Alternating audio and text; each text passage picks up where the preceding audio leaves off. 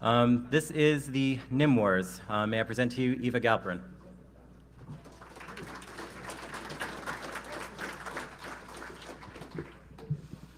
Hi there. My name is Eva Galperin. I am the International Freedom of Expression Coordinator at the Electronic Frontier Foundation. How many of you here know what EFF is?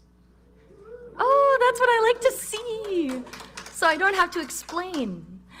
I spend a lot of my time trying to keep journalists and activists and dissidents all over the world from getting killed because of things that they say online. And one of the most important tools that we have in our toolbox is anonymity and pseudonymity. So I'm here to give a talk today about sort of the development of pseudonymity online over the last couple of years, what has happened to it and where I think it is going. You can follow me on Twitter if you have a sudden urge to do so. I'm EvaSide. So we're going to start with the super, super easy stuff. We're going to get that out of the way. My slides are not showing. This is a sad story.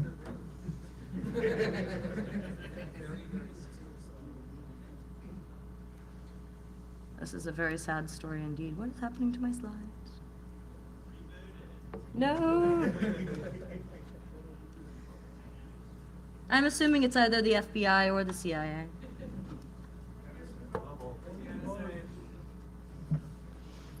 Any day now? Yes, please.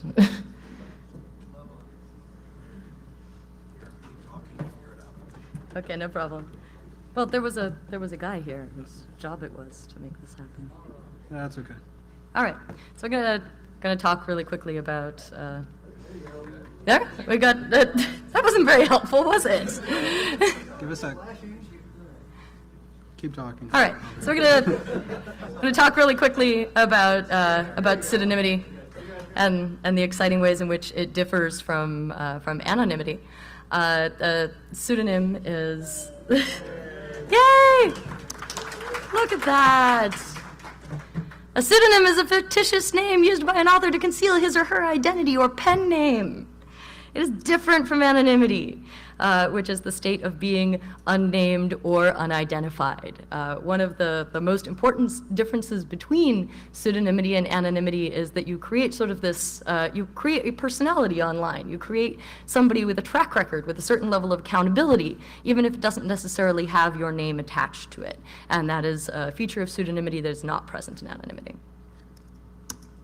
Pseudonymity is really important in the history of the United States. Alexander Hamilton, John Jay, and James Madison got together to form sort of a supergroup that wrote the Federalist Papers, and they all did it under pseudonyms. This guy, this chick, mandatory Lady Gaga content.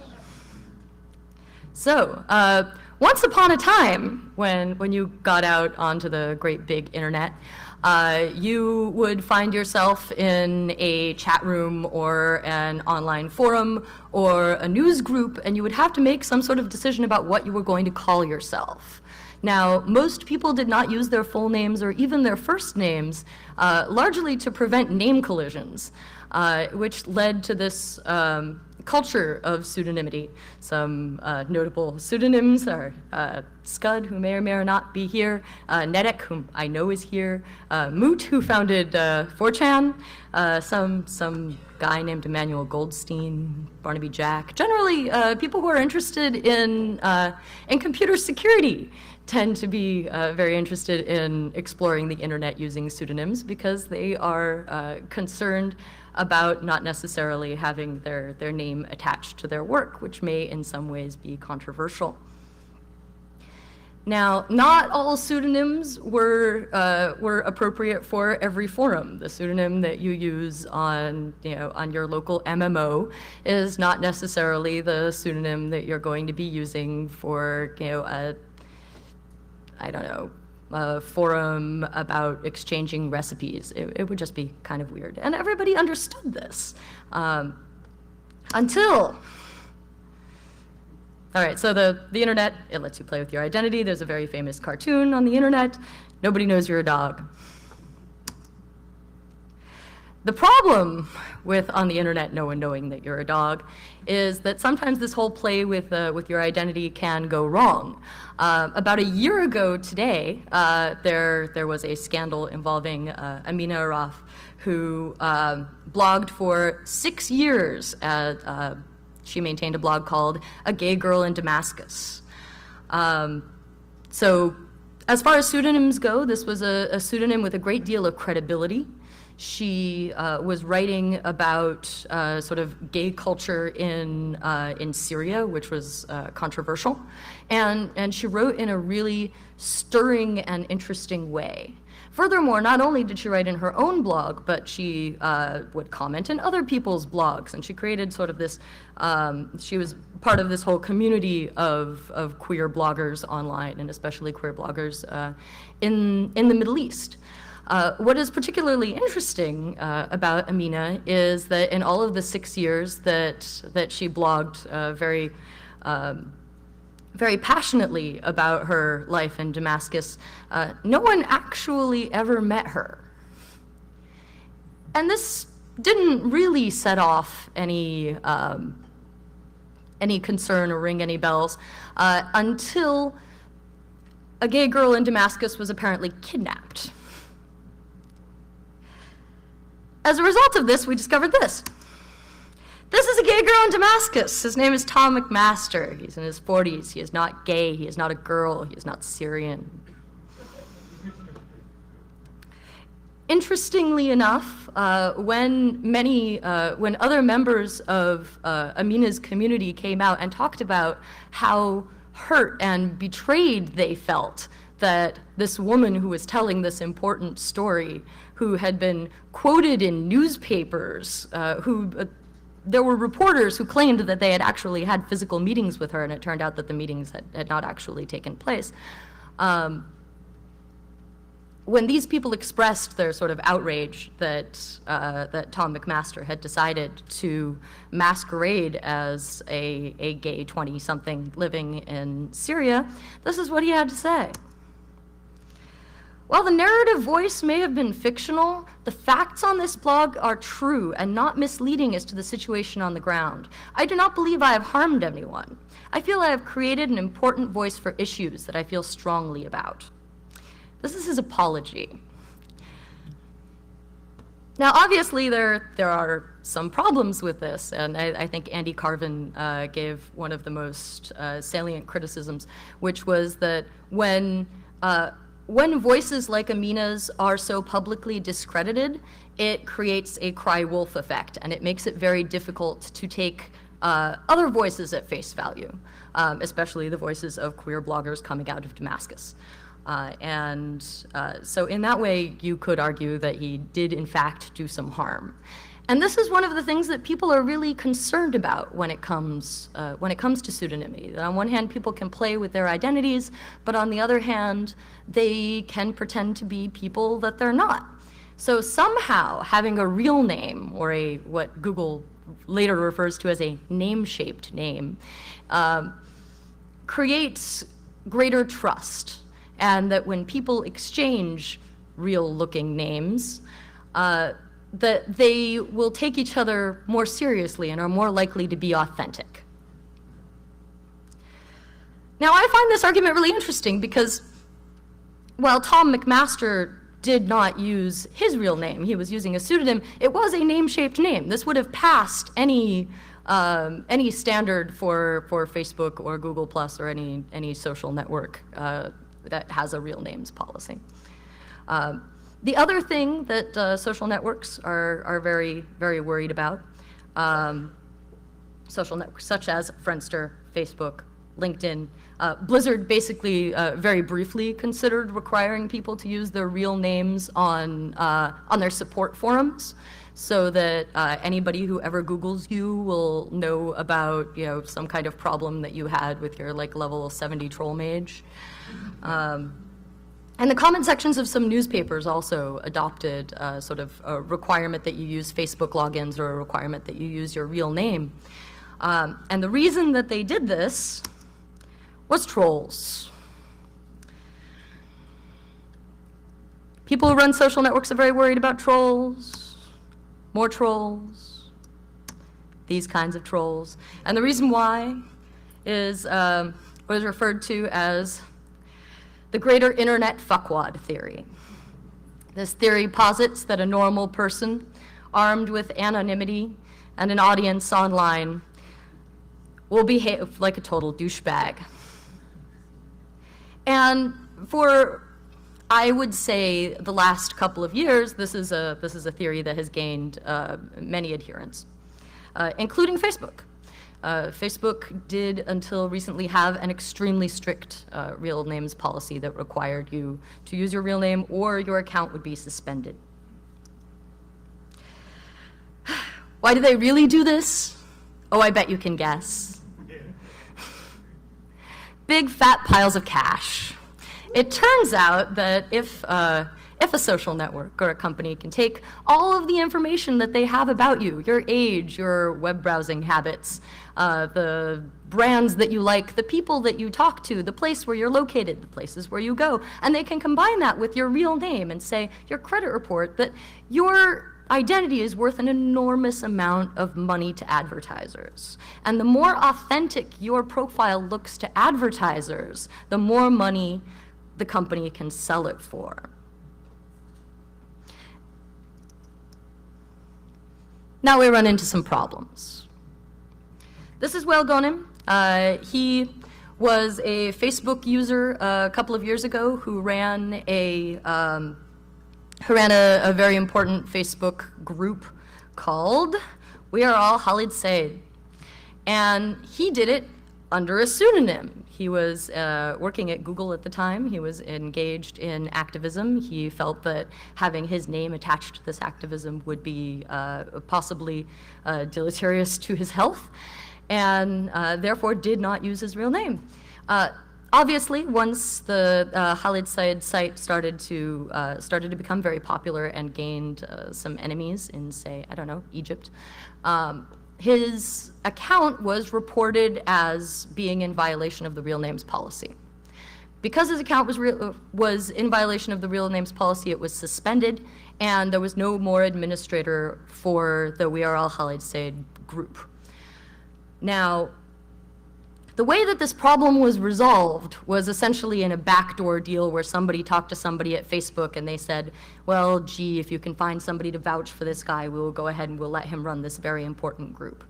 But if you are not some important guy at Google, if you're just some, 15-year-old blogging in your parents' basement, which is, I understand, where most bloggers blog from, if you don't have contacts at Facebook or contacts at Google to vouch for you, then when somebody reports your pseudonym as in violation of the real names policy, there is absolutely nobody there to help you. And that's why these policies are a very serious problem. So everybody was very upset about Facebook's real names policy, and Google Plus decided that they were going to enter the social networking space. People were very excited because they needed an alternative to Facebook. They were thinking perhaps it will have better privacy protections. Facebook was in the habit of launching upgrades and updates that would suddenly take information that had previously been private and making it public by default. That's the sort of thing that people don't necessarily want in their social network. They thought that perhaps circles might make it easier for them to manage their relationships with other people so that they could post their wild boozing snapshots only to their friends and not, say, to their grandmother. And furthermore, Google had a sterling reputation for not being evil. Please try not to smirk. What we have here is a Facebook post from a very enthusiastic adopter of Google+.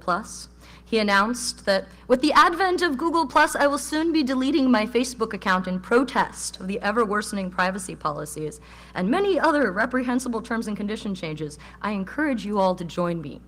We were all going to go over to this other social network for like 10 minutes. Unfortunately, Google Plus decided that they too would have a real names policy. And not only were they going to have a real names policy, but it was going to be even more restrictive and weird than Facebook's. Google Plus's real names policy was automated. It would, they actually had a spider that would crawl all the account names and flag suspicious things and simply suspend them without any kind of warning or due process. And they wound up suspending accounts that had handles, mononyms. I see Sai in the audience. Our personal representative for mononyms, people with stage names, people whose names contained non-standard characters, non-Western names. It's actually really common for people in Hong Kong to adopt a sort of secondary Western-sounding name that is not made entirely of Chinese characters, because it's just easier to type on a US keyboard. And amusingly enough, they also suspended a bunch of Google employees. It's not like they didn't know who they were. So activists were outraged. They blogged like crazy. They wrote op-eds. We had a hashtag, the Nymwars and Plusgate. We launched a site called My Name Is Me, which had a bunch of sort of personal testimonials from people talking about how important their pseudonyms were to them. This included Violet Blue and Cory Doctorow, who does not actually write under a pseudonym, but still talked about how important it was. There was a fantastic wiki written up by the geek feminism folks called Who is Hurt by Real Name Policies? And they pointed out that, you know, women, minorities, people with unpopular opinions, people who are in jobs that need to sort of keep their private lives private, like teachers, doctors, all benefit from the use of pseudonyms online. We had indices of the blog posts and the coverage, so that it was actually very easy for journalists to find and to create more coverage. We tried to encourage people to do some research, because it turns out that the greater internet fuckwad theory has not actually been tested by academics in any way, and Dana Boyd is busy. And we had meetings with Google executives in which we basically threw our hands up and said, seriously, what are you doing? And lo, it was good. Many months later, Google Plus changed their real names policy, and they decided that they would allow people to have pseudonyms as long as they could point to some place where they had been using that pseudonym for a sufficient length of time, or it had a sufficient following. This amounts to pseudonyms for famous people.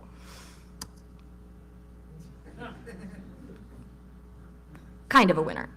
A winner is you if you're famous.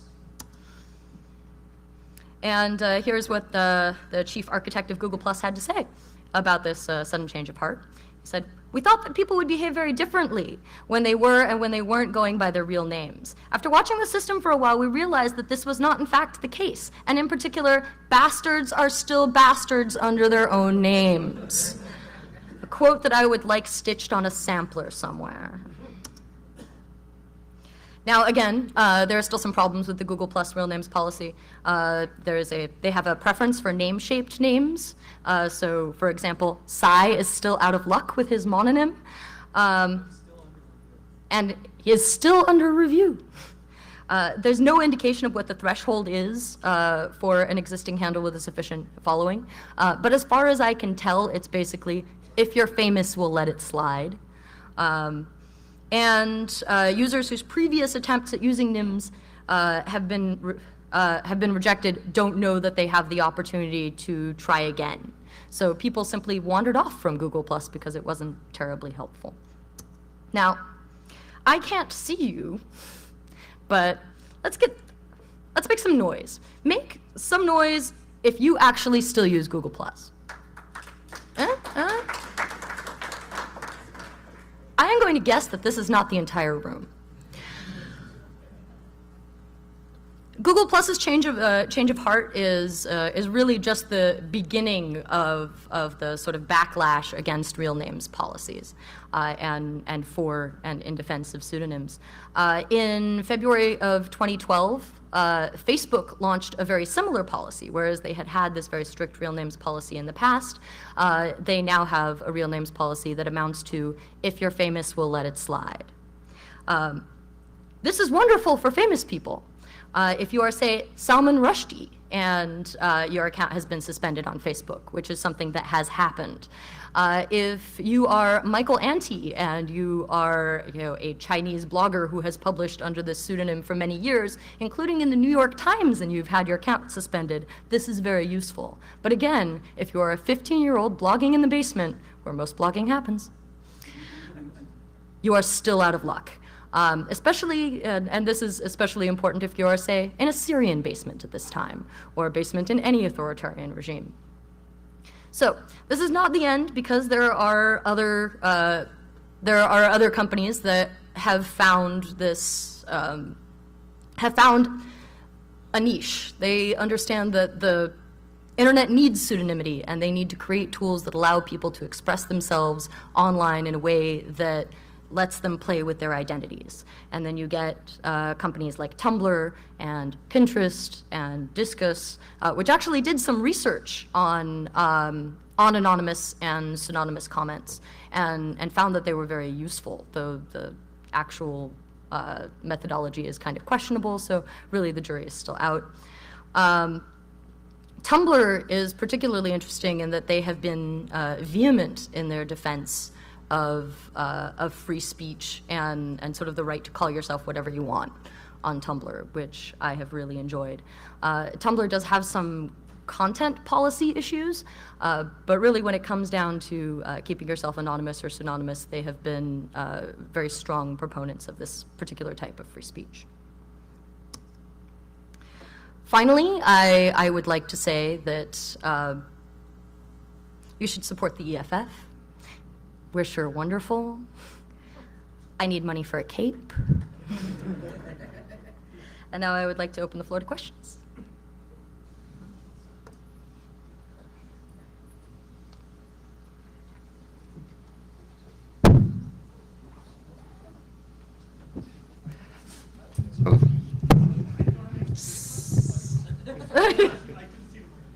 Excellent.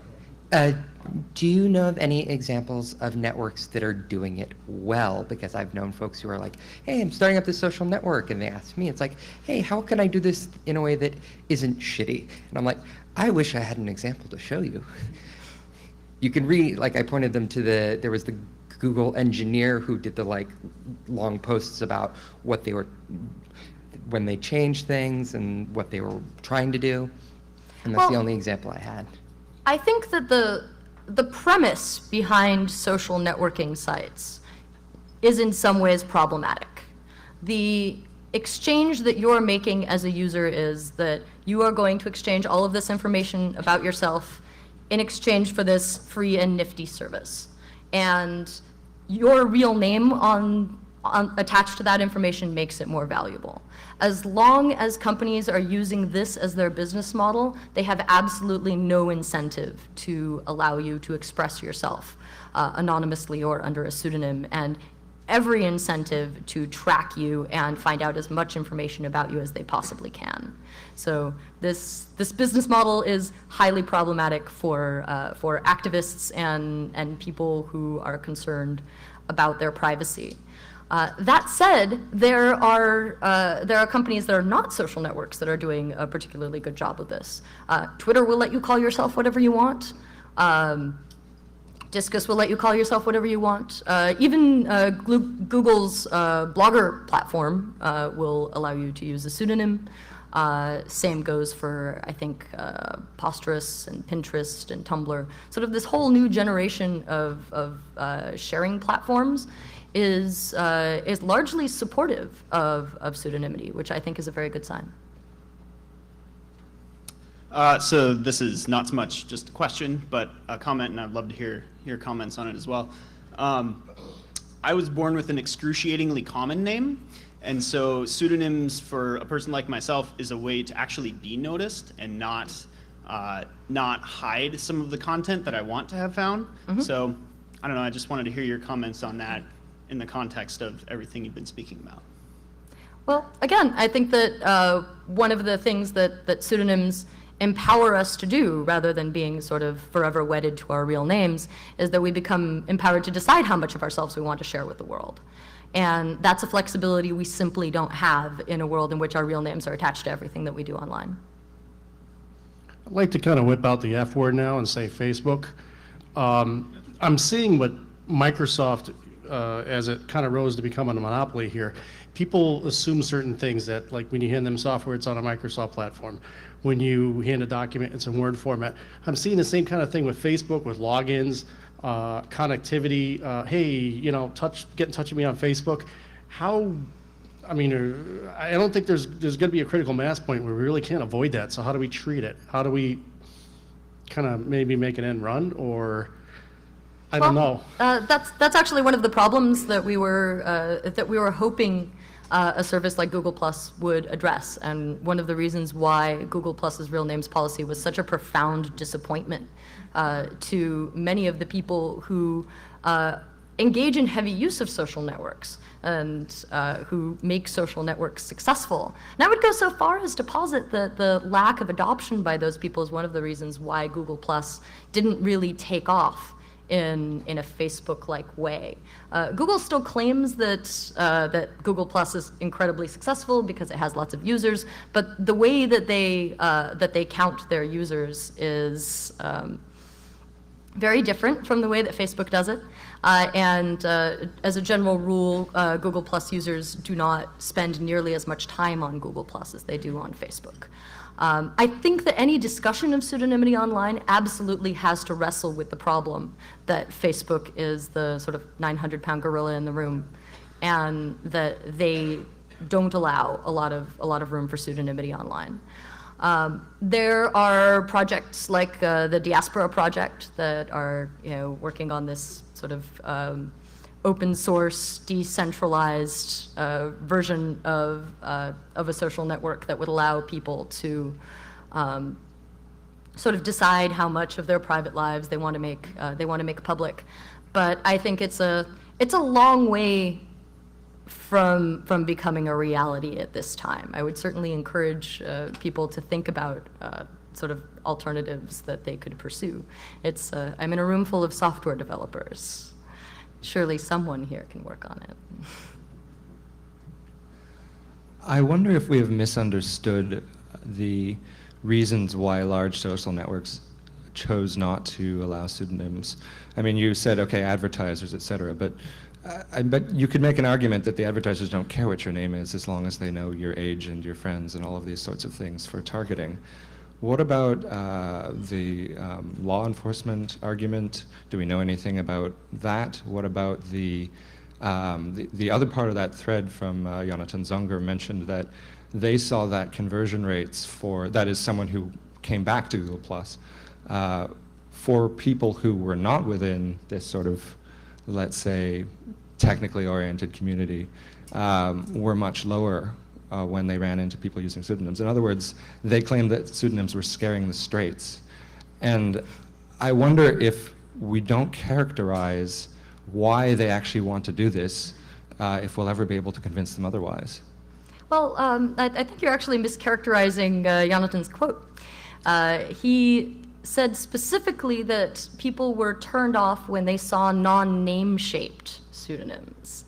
When they saw, you know, Nedic 23 instead of John Adams, not to pick on that guy over there. And thanks for owning me. Yes, EFF has no respect for privacy. So it turns out that is what Google was concerned about, and that's one of the reasons why they insist on what they refer to as name-shaped names. You could also argue that advertisers aren't concerned that they have your real name. They are concerned that they have something vaguely name-shaped that sounds plausible. And as non-technical people, that they are also turned off by random strings of letters and numbers that may or may not be traceable back to an actual human being. I think that the law enforcement argument is not without merit. Certainly, Eric Schmidt has come out in public and said that anonymity, I think this may have been about 2 years ago, but the quote was that anonymity on the internet has to go away because governments simply will not allow it. They need to know who you are for law enforcement purposes. And while I think that is a reflection of how much pressure there is on companies to provide that kind of information to governments, it's also the best argument I have ever heard for fighting it.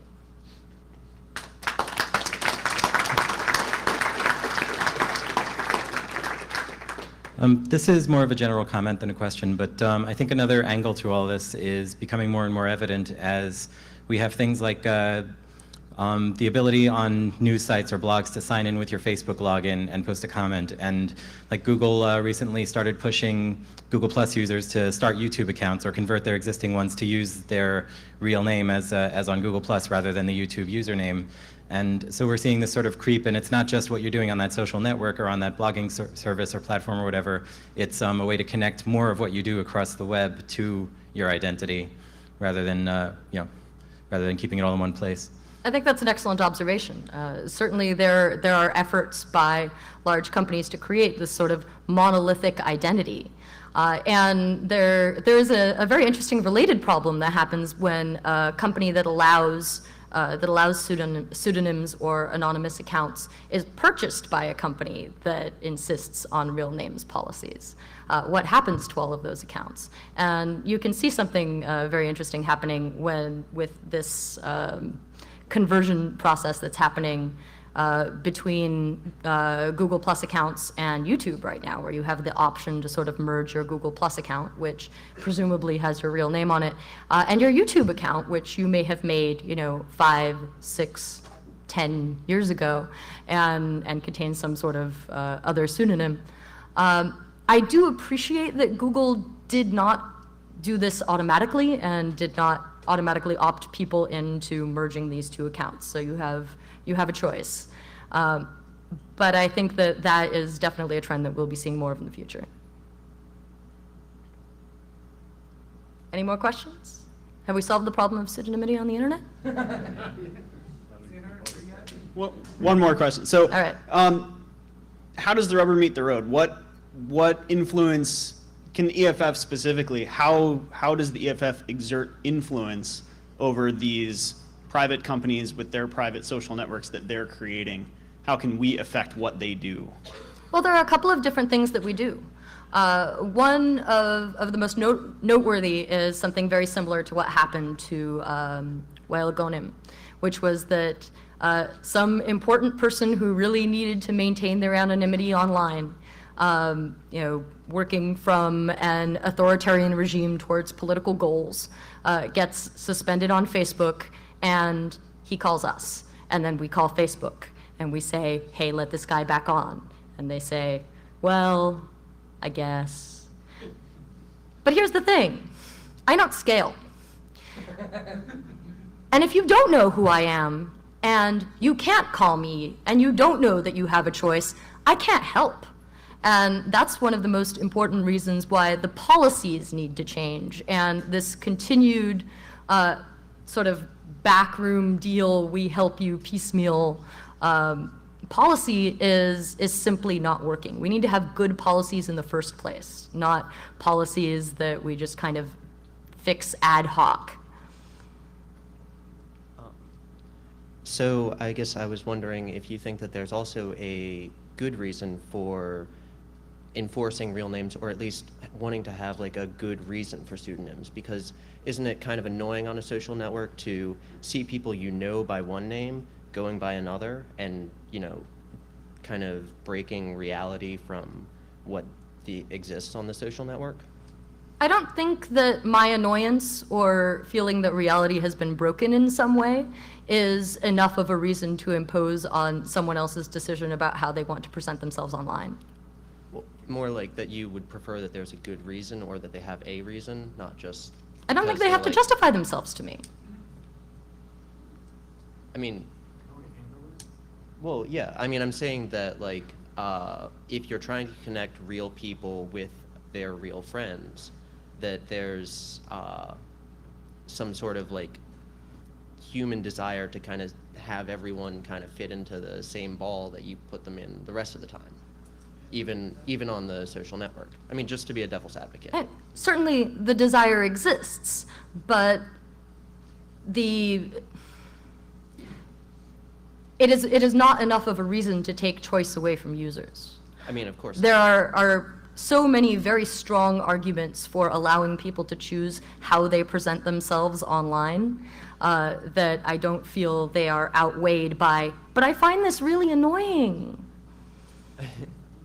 I am perhaps taking a cheap shot. Yeah. Well, I mean, I'm just trying to be a devil's advocate for, you know, because, I mean, people have all these desires for a community, but they don't necessarily, you know, always like being in a community. So we should force them to be in communities? I think that we need to give people the choice too, but that people push back against it because they like, you know, John to be John and not John to be John, except on Facebook where he's like, you know, Bob, some other name. It is true that there are people who like that. Thank you for your comment. I can't help but notice that your comment is very, very parallel to the arguments that were made early during the Nymwars, where both from Google and from sycophants saying that if you don't use your real name on Google, then how are your friends going to find you? And I would say that— He says at a hacker convention. Yes, and I would say that this is exactly backwards. If you aren't allowed to use whatever name you want, then how are your friends going to find you? Because, for example, I don't know how many of you know Aesthetics. He's one of the guys here. I happen to know his legal name, but most people don't, and I never call him that. And if I went looking for him, it's not what I would look for. And if he wasn't allowed to go by Aesthetics, I would not be able to find him. And I think that that argument is an argument against requiring people to use some particular name that they don't want to use. Finally, there are people who do not use their real names for safety reasons.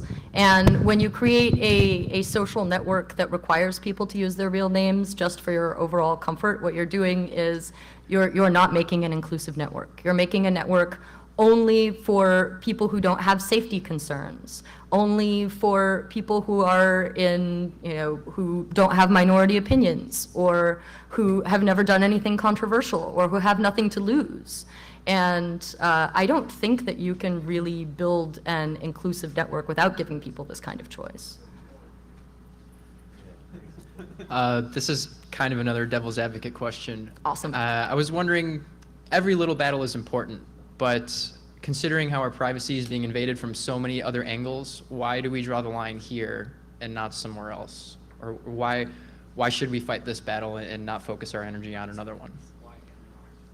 Well, as it turns out, it's not a zero-sum game. If we spend our energy fighting real names policies online, we do not lose out on energy to fight invasions of privacy by corporations, or people spying on us because websites use straight HTTP instead of HTTPS by default. We can do all of these things at once. And I submit as Exhibit A at the Electronic Frontier Foundation, where we do, in fact, do all of these things at once. I do think that this is an especially important issue because activism will always happen in the place where many people congregate. And for better or for worse, in some ways, Facebook became that place. There is a Tunisian activist named Sami Ben Gabria who described the way in which the Tunisian government slowly but surely shut down or blocked just about every method of communicating and sharing videos with masses in Tunisia aside from Facebook. They Facebook was the only platform in which they could sort of conduct their revolution online, and that's the reason why it was so essential to the revolution. I think that if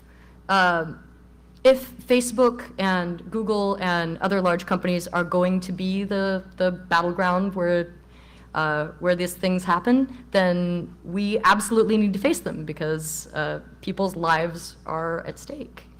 No, thank you. Okay, I don't know anything about law at all, and I don't even know if it makes sense, but it sounds like there needs to be a legal right to privacy online, and that may be like one of the only ways to get companies that have financial incentives to prevent you from doing that to help. I mean, is that possible? Is that something that people should fight for? Like, well, we run into a problem with the First Amendment. Okay. You see, while on one hand, you have a First Amendment right to call yourself whatever you want, Okay. the company which is hosting your speech has a First Amendment right to host whatever kind of speech they want, Right. and Yeah. to set Yeah. the rules however they want. I think that rather than calling for a legal remedy, what we really need is just a broader ecosystem of social networks where people can share this kind of information with each other. It's okay if somewhere out there there's a social network that requires people to use their real names, just as long as there are also social networks that don't require you to use your real name. That makes sense. Yeah. Okay. Thanks. Is there any privacy reason why names need to be globally the same for every viewer of a system? Like if I have Aesthetic's real name in my phone because I know him under that other name, it doesn't hurt him that I have him saved under that name in my phone book. There's no reason why at the presentation level, if I'm logged into Facebook, if I see his name that is a non-name shaped name, it doesn't appear. I could save a local nickname for him and have it display that way, which solves the problem of users not liking pseudonyms that are chosen by other people. Is there any privacy concern with that, or? None that I can think of off the top of my head, aside from the possibility that linking your real name to a pseudonym may somehow be dangerous. If other people knowing what your real name is and your pseudonym together is dangerous, then that's probably not a very good idea. By accident, or intention. One more instance of the rubber hitting the road.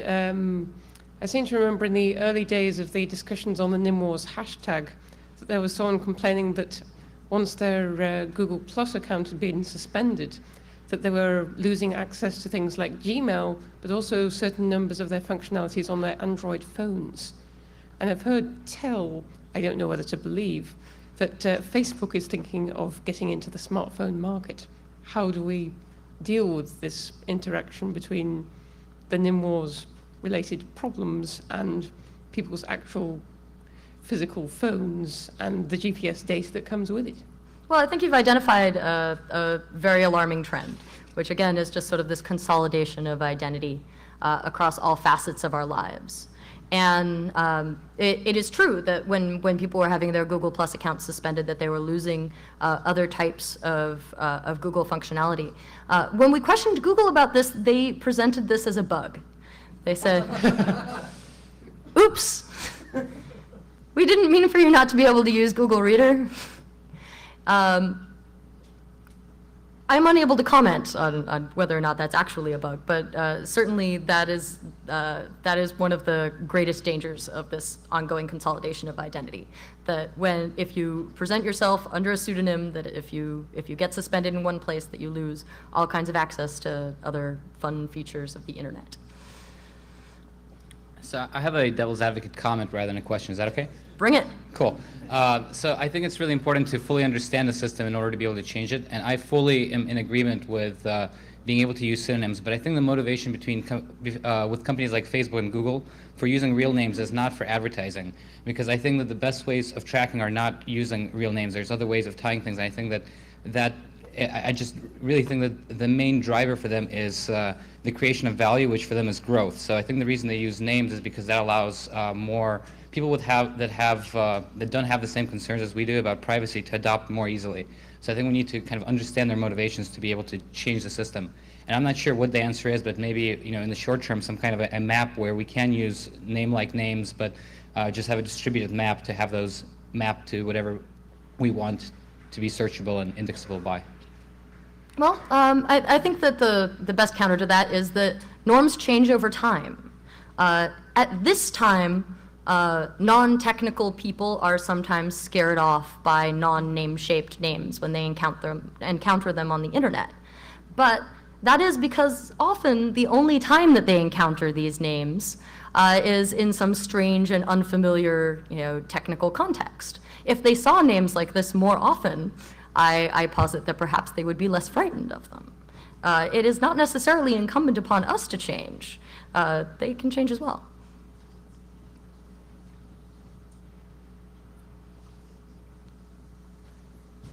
I think we as a community really get these issues, but I'm sure many of us have friends who aren't technical users. How do we open a dialogue with our friends and family who don't understand these issues and explain to them why this is so important? Well, often the reason why people don't understand why pseudonymity on the internet is so important is because it's not important to them. It does not impact their own lives, and so they have difficulty thinking of a use case in which using your real name online would be embarrassing or unpleasant or life-threatening. So generally, the way that I approach this is by presenting them with use cases. You may be comfortable using your real name online for everything you do, but imagine, if you will, that you're a woman with a stalker, or you are a dissident in China, or you are a hacker at a conference in New York. There are many, many reasons why people want to protect their names. And usually once you bring up these other use cases, it's very helpful. Usually that's true, but sometimes I've encountered people who still just don't seem to care. Anything you might suggest for that situation? Well, it depends on the basis of their not caring. There are people who don't care because it doesn't matter to them that a service or that the internet it might not be for everyone, in which case you address that issue. There are people who simply cannot empathize with people who are not like themselves, in which case they should seek therapy. So yeah, it's really all about sort of getting to the root of the criticism and finding out why they still don't care. Thank you. No problem. So it seems like the compromise that Google came up with of just giving pseudonymity to famous people doesn't really necessarily meet all the needs of, say, activists or a whole other swath of people. Do you have plans to push further to go to a place where there's full pseudonymity? Yes. There's absolutely no doubt that I was displeased by Google Plus's compromise, and also by the compromise that Facebook finally reached in regards to pseudonymity, precisely because it amounts to a two-tiered system in which you can have a pseudonym provided that you are sufficiently famous. The sort of people that I generally defend at work are not famous, and they need help. At the same time, I am not sure how much further we can push these companies. They feel that they have already made a compromise. And frequently what I do is I suggest that people who are really concerned about their privacy online, or concerned about maintaining their pseudonymity because their lives are in danger, should avoid these networks with very serious real names policies. It's not the world's most useful advice because, as I said, most activists go where the people are. And if you tell them don't go where the people are, they'll probably still go anyway. So this is a problem that continues. More research is needed.